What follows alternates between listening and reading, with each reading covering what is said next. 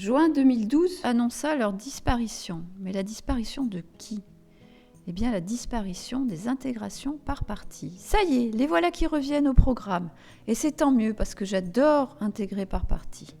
Aujourd'hui, je vais te révéler une de mes intégrales préférées. Elle est très chic, je dois dire. N'est-ce pas, Marie ? Avant de calculer cette intégrale, il faut s'assurer que la fonction qui a x associe ln de x est définie et continue sur 1, 2.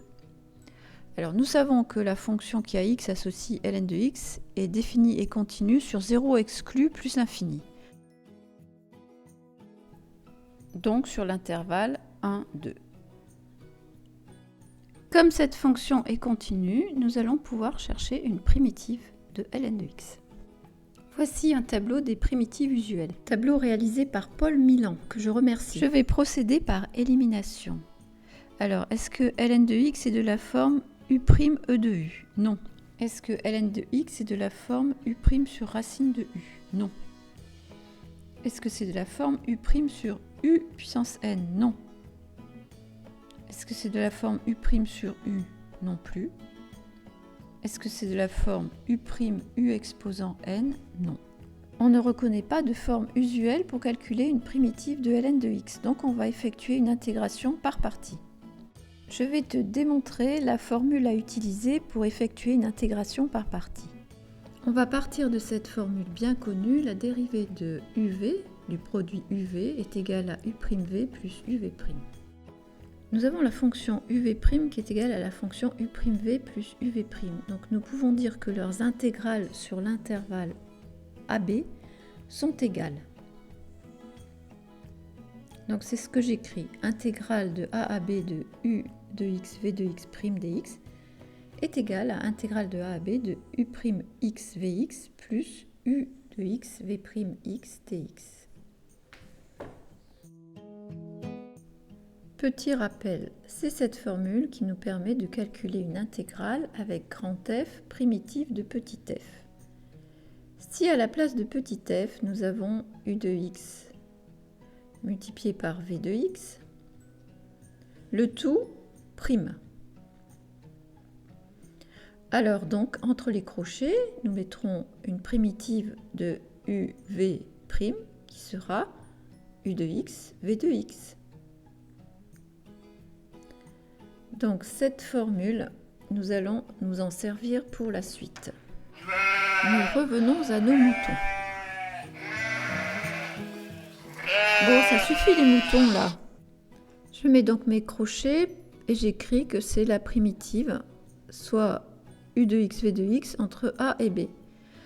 Là, j'ai le droit de scinder mon intégrale car l'intégrale d'une somme est égale à la somme des intégrales. Je vais isoler cette intégrale en faisant passer cette intégrale dans l'autre membre de l'égalité.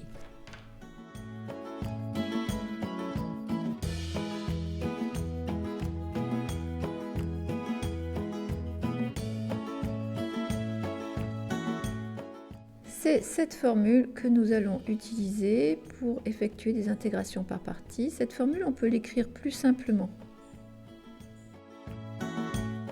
Essayons de comprendre son intérêt. Lorsqu'on n'arrive pas à trouver une primitive de u'v, il faudrait que nous soyons alors capables de trouver une primitive de uv' et également une primitive de u', puisque u figure dans la formule. Notre exemple, l'intégrale de 1 à 2 de ln de x dx va nous permettre de comprendre l'intérêt de l'intégration par partie. A u'v correspond ln. Donc on va avoir deux possibilités. Soit ln de x est égal à u' de x, et à ce moment-là, v de x est égal à 1. Soit ln de x est égal à v de x, et à ce moment-là, u' de x est égal à 1.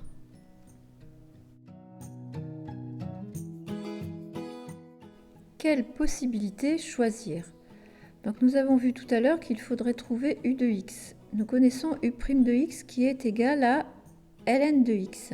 Trouver u de x, c'est trouver une primitive de ln de x. Or, c'est pour ça que nous faisons une intégration par partie. Donc, en fait, cette possibilité, nous n'allons pas la sélectionner. Donc, il nous reste l'autre possibilité. Je vais réaliser l'intégration par partie. Donc, nous avons u' de x égale 1. Nous voudrions avoir u de x. Une primitive de 1, c'est x, puisque quand je dérive x, j'ai 1. Maintenant, nous avons v de x égale ln de x. Je veux v'. Donc v', la dérivée de ln de x, c'est 1 sur x. Je vais utiliser cette formule. Donc intégrale de 1 à 2 ln de x dx est égale à u fois v x fois ln de x entre 1 et 2 moins intégrale de 1 à 2 de u de x fois v' de x. Donc x fois 1 sur x dx.